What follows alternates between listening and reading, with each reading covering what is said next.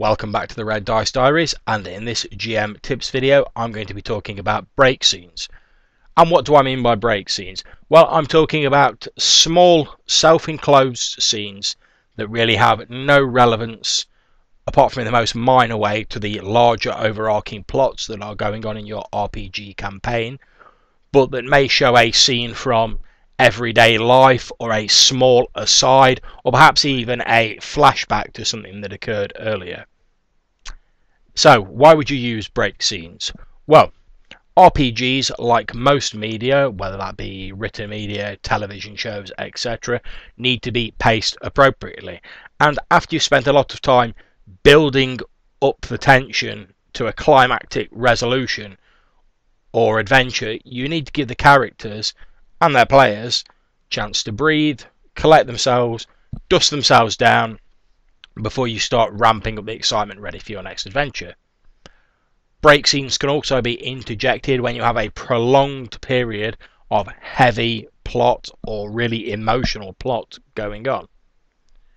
As I said, break scenes are normally unconnected apart from in the most minor ways, or perhaps if you're using some foreshadowing with the major plots. They're an opportunity for the players to play through a fairly straightforward, self-enclosed scene that is not as brain intensive as your normal overarching plot. Now, this is a good idea because it keeps the players involved in the game during this intermission, this break period. It also gives the players time to digest any information that they may have absorbed from your previous session and to plan for the future of the game. It could also provide some light relief after an emotional or particularly heavy plot line. A break scene can also be used to highlight the everyday details of your world, your campaign setting, and give it a bit more texture and verisimilitude. A recent example of this is my own Serpent's Fall game. In the game, the players had just saved a village of people from being sold into slavery and had helped to begin the process of rebuilding their ruined village. Now, this was quite an emotional scene with the player characters working to instill hope in these downtrodden villagers who had seen their village reduced to rubble in the space of a single night, and they believed most of their people lost, and indeed several score were murdered brutally during the taking of and burning of the village. But the player characters were determined to help them rebuild their shattered lives, and this led to a very moving scene where they convinced the villagers to burn the bodies of their dead on a large funeral pyre so that the ashes could be scattered into the reworked farmland, and in a way this would keep the spirits of those they had lost with them, and they would be helping them to rebuild their shattered lives. Now, I knew from their plans that they would soon be heading to a larger settlement and that the plot line there was going to be a fairly heavy one, involving murder, treachery, crusades, and the death of a king in the nation of Saxony.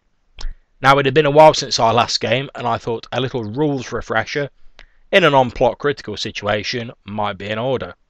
So I created a scene at the start where the players are attacked by a wild boar, which is, unknown to them, protecting its young. This combat provided a rules refresher and got us all back into the swing of things and how combat works in Fate Accelerated. The scene wasn't plot critical and had more of a random wilderness encounter feel to it. Upon finding the boar's young, after killing the boar itself, the players then had a decision, although again a non-plot critical one, to make about what to do with the baby boars.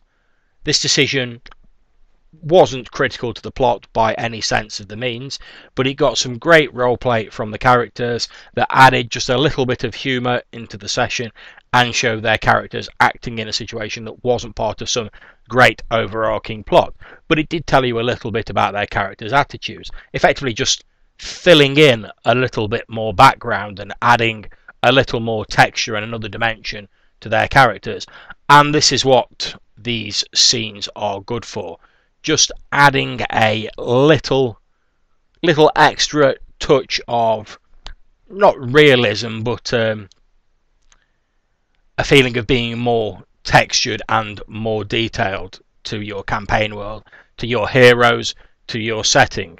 These break scenes are great for that, and as I've said, they're also a useful tool for pacing your game appropriately and giving characters and players a breather between intensive and overarching plot lines.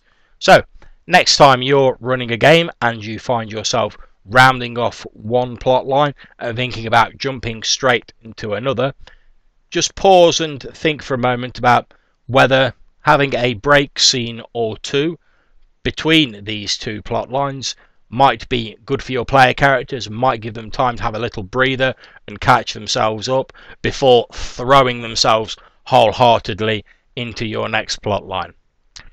Well, thank you very much for watching. I hope if you've enjoyed this video, you'll click on the like and consider subscribing to my channel down below. If you have any comments, please add them below or hit up the Google Plus links.